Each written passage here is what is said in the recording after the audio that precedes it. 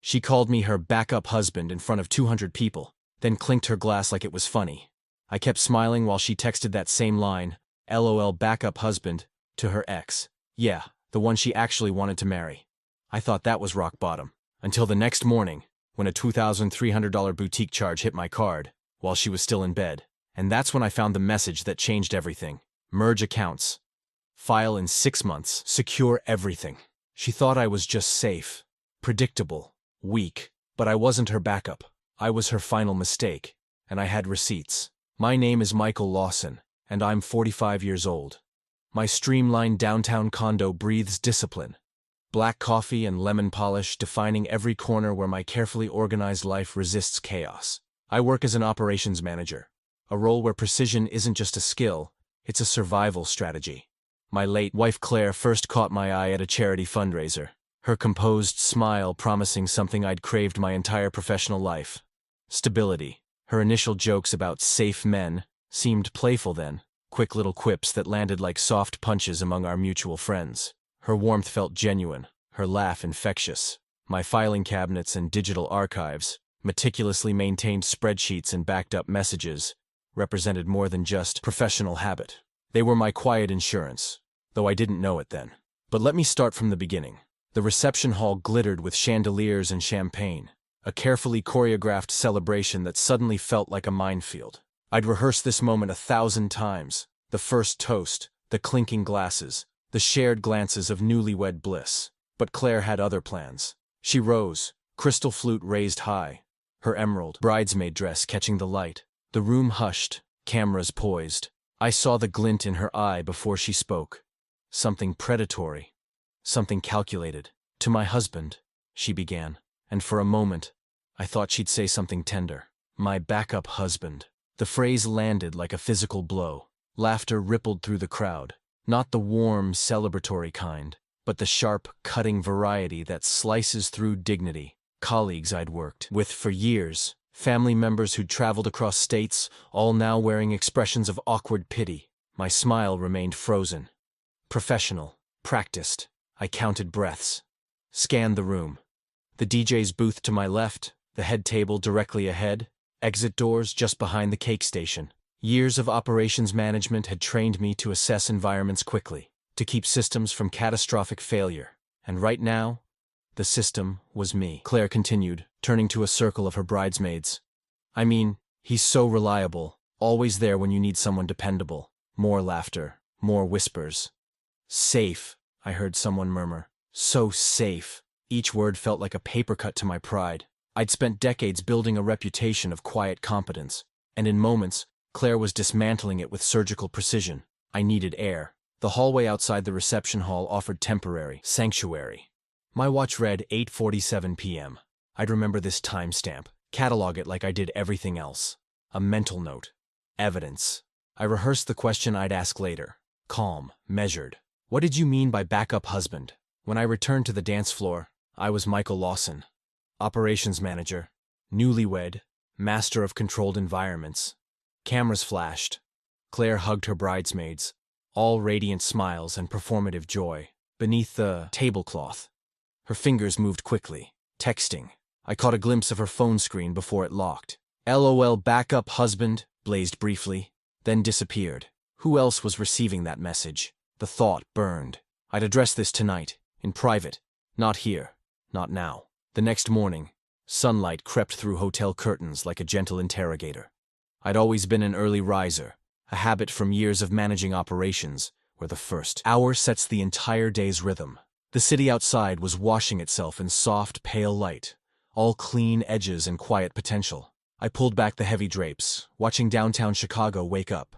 My fingers traced the window's edge, a habit of checking, of measuring, of understanding the frame before stepping into the scene.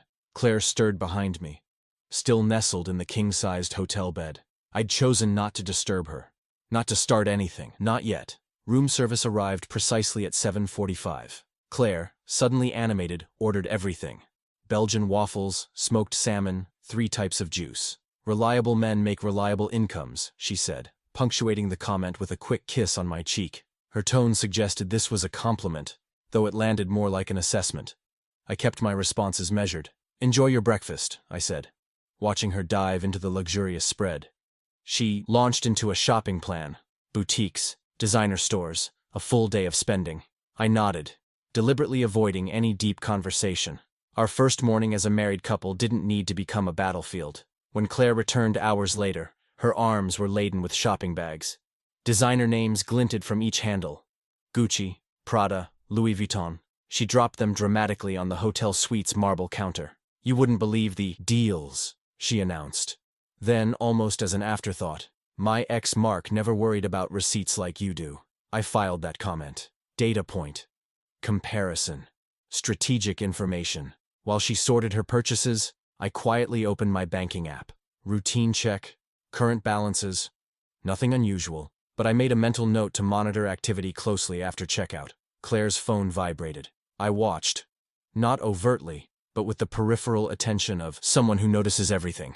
A grin spread across her face as she typed rapidly, thumbs dancing across the screen.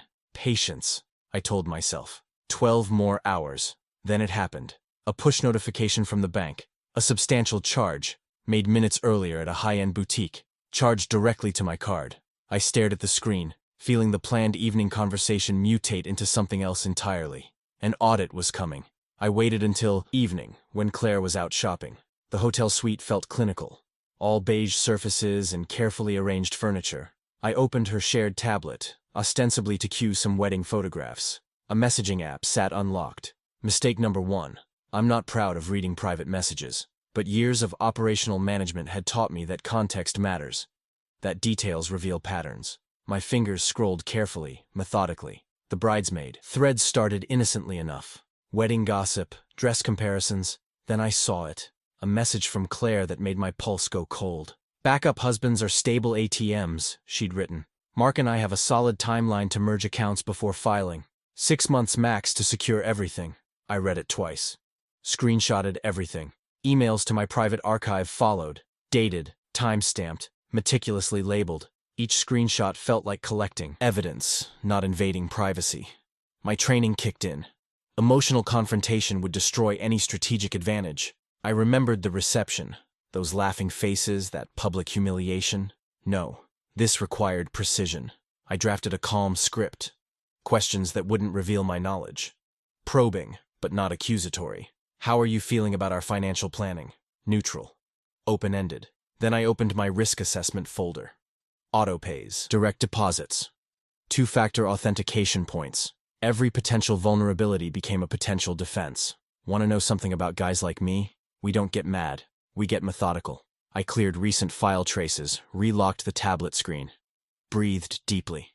Sleep would prevent emotional mistakes. Then I heard the front door unlock. Earlier than expected. Keys hit the entry bowl. Footsteps. Claire stepped into the hallway, holding a courier envelope, addressed to me. I smiled at Claire, casual and disarming. Anything interesting? Just some mail for you, she said, tossing the envelope onto the side table. I'm heading out for a fitting. Lunch later? I nodded, filing away my curiosity. No need to tip my hand. Privacy and clarity would come with morning light. Before dawn, I was already awake. The kitchen filled with the rich, dark scent of black tea. A ritual that always helped me think clearly. Soft morning light filtered through minimalist blinds as I carefully opened the courier envelope.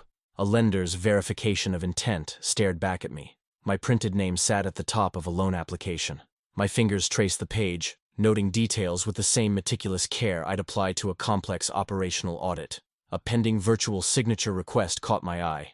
I recognized the lender Claire had praised weeks ago for frictionless approvals, a phrase that now rang with suspicious convenience. I photographed each page methodically. One by one, the documents were captured, then forwarded to my private email. The originals returned to their sleeve, looking untouched. Calculating potential exposure became my next task. Interest schedules, collateral risks, downstream financial penalties. I broke down the potential damage with surgical precision. The worst case estimate made my stomach tighten. We were talking about a scenario that could obliterate years of careful savings. Want to know the irony of being an operations manager? You learn to assess risks without showing a flicker of emotion. At breakfast, I became the model of agreeable cooperation. Claire rattled off her errand list. Boutique visits, a meeting with her wedding planner, some follow-up calls. I agreed to everything, my site visit cover already planned. While she prepared, I discreetly set account alerts. Each notification would ping directly to my private email, invisible to her. Her shared digital calendar revealed the critical detail. A 2 p.m. video call with the lender, scheduled from our home office. Perfect. I'd clear my afternoon, slip back 15 minutes early, and witness exactly how this signature would be added. My brother Mark's voice echoed in my head. Always. Get proof, Mike. Never just react. I packed my laptop bag with calculated calm, kissed Claire goodbye, and stepped into a day that would change everything. I returned home at 1:45 p.m., soft closing the door, with the precision of someone who's learned that silence can be a tactical advantage. The house felt different. Charged. Like the moment before a storm breaks. From the home office, Claire's voice drifted through laptop speakers. So we're finalizing his consent now? The casual way she said, his, meaning my, made my skin prickle. I moved silently, catching my reflection in the hallway mirror. Claire sat with her back partially turned, focused on the screen. Her fingers moved deliberately across the trackpad, opening a PDF labeled with my full name.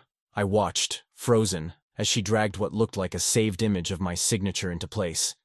In that moment, everything crystallized. This wasn't just carelessness. This was calculated. I stepped into view, my shadow falling across her workspace.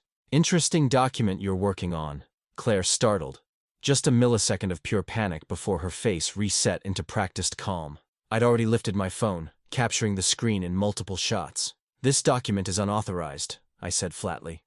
And I'll be reporting it. She froze, then muted the call, turning to face me with a smile that wasn't a smile at all, more like a dare. The lender's tinny voice continued in the background, now silent on her end. Explain, I said. One word. No emotion. Claire leaned back, casual as could be. Reliable husbands share everything, remember? She repeated the wedding reception joke. That backup husband line that had humiliated me in front of our entire social circle. I'm asking how you obtained a signature image from company. Paperwork, I clarified. My voice stayed level, professional. The same tone I'd use in a performance review. She pivoted immediately. You're being paranoid, she said, that practiced accusation sliding out smooth as silk, watching over my shoulder, making accusations. The word controlling hung in the air, like she'd rehearsed this moment. I reached for the power cable, thinking to shut down the evidence. That's when I noticed her phone on the counter. Red timer running, recording. I stopped mid-sentence, the implications washing over me. How many people would hear a carefully edited version of this scene? How would her narrative twist these moments into something that made me look unstable? The dance had begun, and Claire was leading. By 6:30 p.m., my phone was buzzing like a hornet's nest. Social media posts, screenshots, text messages. Claire had crafted her narrative with surgical precision. Just checking in, one message read. Are you okay? Sounds like things are tense. Another from a mutual friend. Hey, maybe just let her have a little fun. Sounds like you're being pretty intense about some harmless jokes. I scrolled through the comments. Claire's post painted me as a micromanaging monster, a controlling husband who tracked every purchase, who monitored her every move.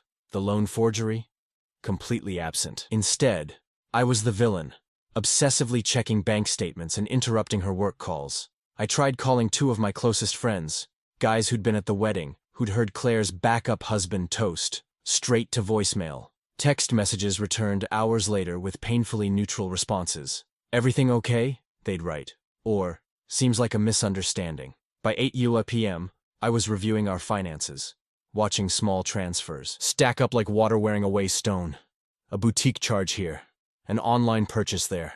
Each transaction felt like another chip at my dignity. I drafted a long message to Claire about couples counseling.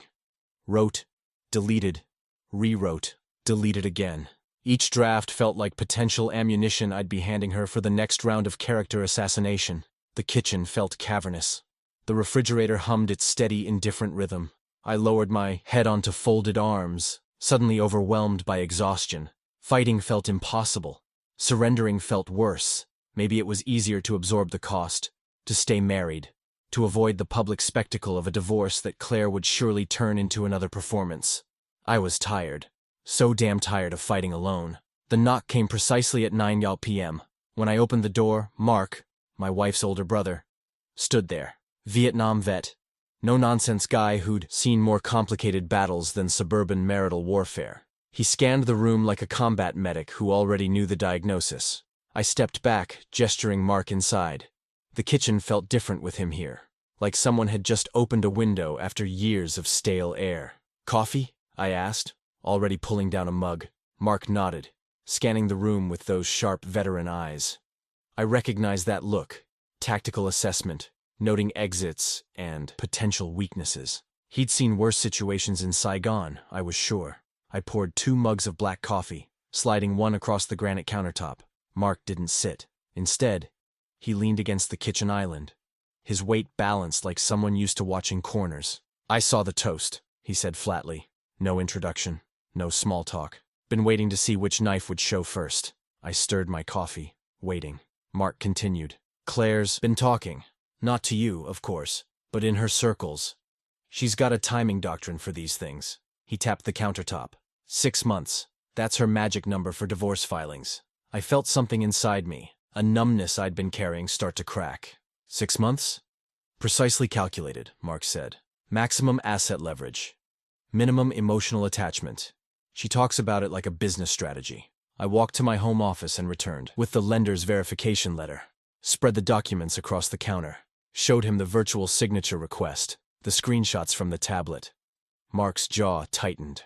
He studied each page methodically, fingers tracing the audit trail.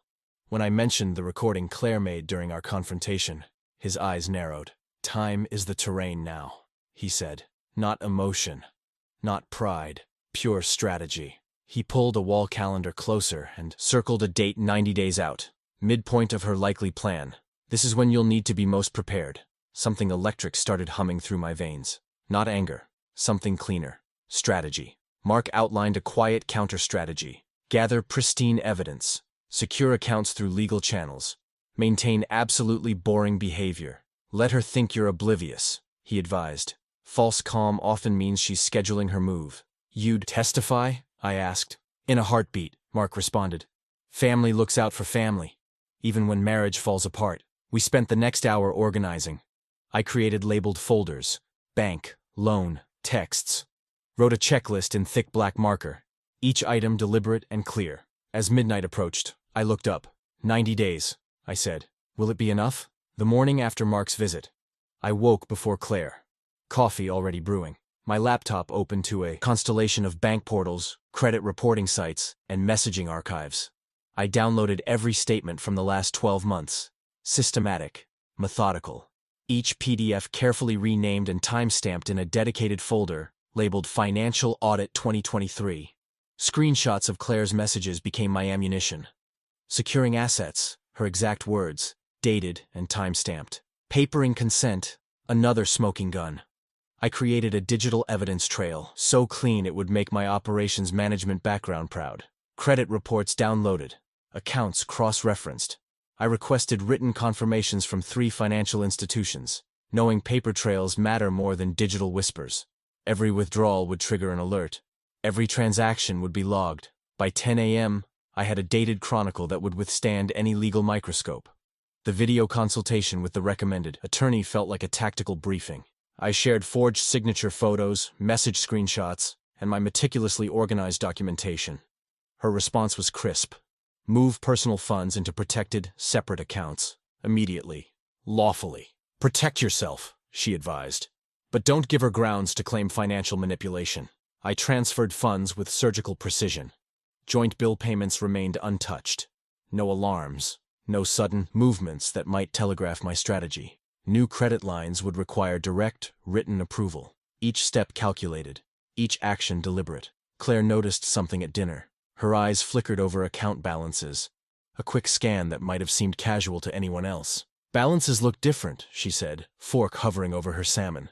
I offered a bland smile. "Tax efficiency reallocation," I responded, then asked about her day. She didn't press.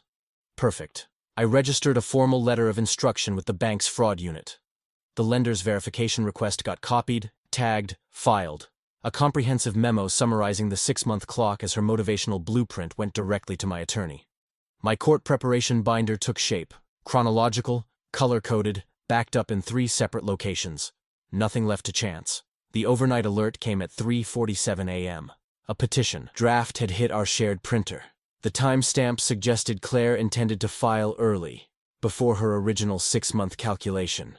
The buzzing of my phone cut through pre-dawn silence. I squinted at the screen, my fingers already moving before full consciousness caught up.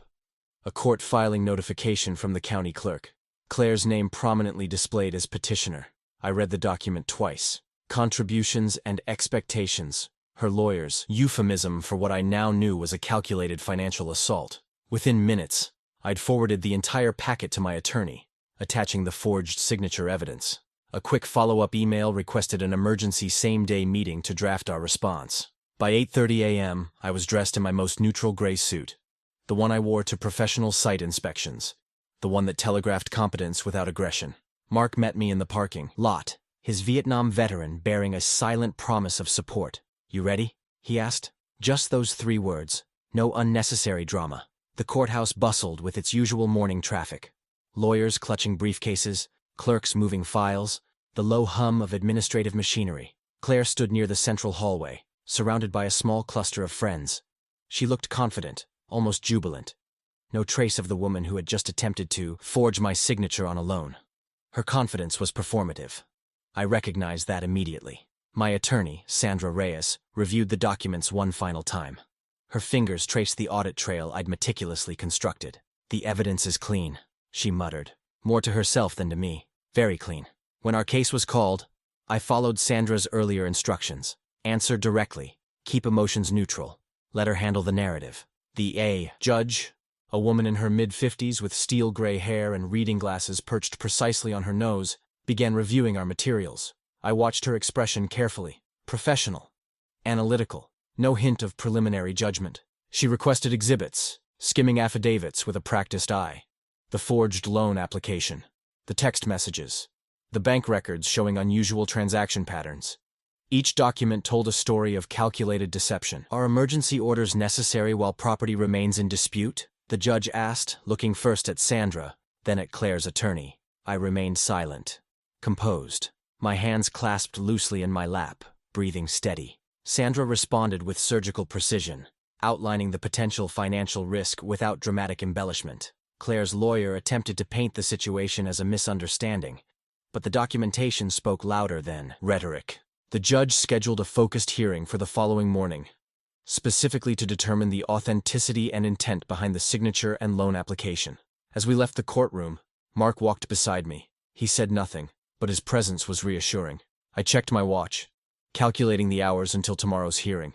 One sunrise stood between me and either total vindication or complete financial ruin. Here's the continuation. Following the precise instructions, I arrived at the courthouse precisely at 9:00 a.m., my evidence binder tucked under my arm like a meticulously prepared portfolio. Sandra Reyes nodded as I took my seat beside her, and I carefully placed the binder on the table. The weight felt significant. Months of careful documentation, each page a breadcrumb leading to the truth. The courtroom hummed with that particular bureaucratic energy, shuffling papers, low murmurs, the occasional squeak of a chair. Claire sat across the room, her posture rigid, makeup immaculate. She'd clearly prepared her performance. Sandra began methodically, walking the judge through our timeline. She started with the wedding toast. That moment when backup husband became more than a joke. Projected photographs captured the exact moment, my practiced smile hiding the first cut of public humiliation. "Your Honor," Sandra said, "will demonstrate a pattern of financial manipulation that began immediately after the wedding." She detailed the boutique charges, the courier letter, the screenshots of Claire's messaging threads discussing me as a stable ATM. Each piece of evidence landed like a precise surgical strike. When it was Claire's turn to testify, she leaned into the microphone with calculated vulnerability. "Michael became increasingly volatile," she said, drawing out the word volatile with practiced pauses. "He didn't want to share anything, became obsessively controlling about our finances." There it was. The word controlling, her rehearsed weapon. Sandra remained unruffled. She pulled up the audit log clip, showing the exact moment a signature image was dragged into the loan application. Minutes after I'd left for a supposed site visit. The digital timestamp was merciless. The lender's representative was called to explain verification procedures. Under the judge's precise questioning, He admitted the call had been muted during signature placement. A critical admission. I watched the judge's expression carefully. Her fingers traced the edges of the documents, her reading glasses sliding slightly down her nose. When she used the phrase, prima facie fraud, I felt the courtroom's atmosphere change. Something fundamental had shifted. "I'll take a brief recess to review the exhibits," the judge announced, before issuing my findings. Mark and I stepped into the hallway. The clock seemed to move impossibly slow, each minute stretching like pulled taffy. We said nothing, just waited. "I'll continue the scene following the precise instructions, maintaining the first-person perspective and focusing on the specified beats." The judge returned from her recess, her movements deliberate. I sat perfectly still, my hands flat on the table, watching her scan the room. "The evidence clearly establishes a forged signature," she began, her voice cutting through the courtroom's tension. "Any claims premised on this fraudulent instrument are hereby void."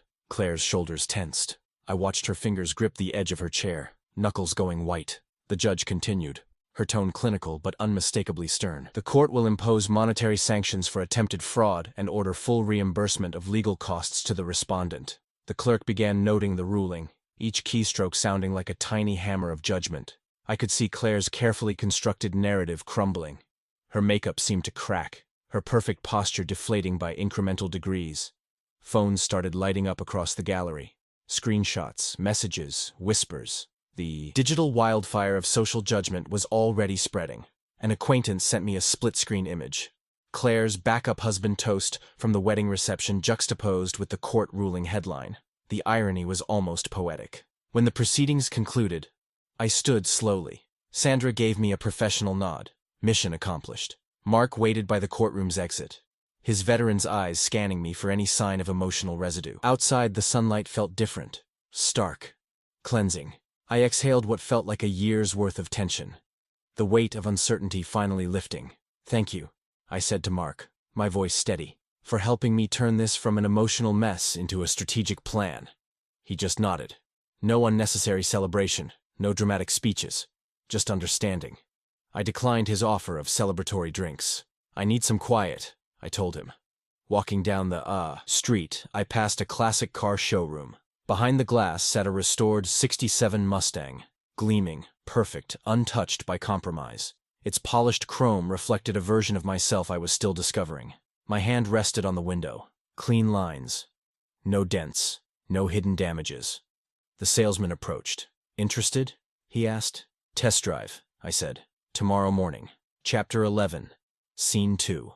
The next morning, I signed the purchase papers for the Mustang with a steady hand. The dealership's sunlight caught the metallic blue paint, making it shimmer like a promise. The salesman, a guy named Rick with weathered hands and a knowing smile, slid the keys across the desk. "She's all yours," he said. The keys felt substantial. Not just metal, but authority. A tangible symbol of choice, of reclaiming something that was always meant to be mine. I pulled out my phone, checking messages. The court order had gone public overnight. Screenshots, links, commentary, a digital cascade of vindication. The lender had officially flagged Claire for attempted fraud. My acquaintances were reposting the wedding reception clip, this time with razor-sharp captions that rewrote the narrative. "Backup husband?" one post read. "More like primary champion," another. "When keeping receipts becomes your superpower." The reputational tide was turning, and this time, the current wasn't in Claire's favor. I could almost hear the whispers changing from mockery to respect. "Legal defeat and public disgrace," I muttered, archiving the digital evidence. Each file found its place in my meticulously organized system, not as a trophy, but as a boundary. A line drawn. The showroom smelled of gasoline, leather, and possibility. I lowered myself into the Mustang's driver's seat. It fit like intention, like something designed precisely for me, not as an afterthought or a compromise. The gauges flickered to life. In the rearview mirror, my reflection looked different. Steadier, clearer. A man no longer auditioning for anyone's approval. I called Mark as I pulled into daylight. "Plan worked exactly as we discussed," I told him, my voice matter of fact. The street opened before me, wide and unencumbered. I drove to the ridge overlook, a place where the horizon stretched without limitation. Both hands on the wheel, I sealed my rebuilt life with a line meant only for myself. Never settle for being second best.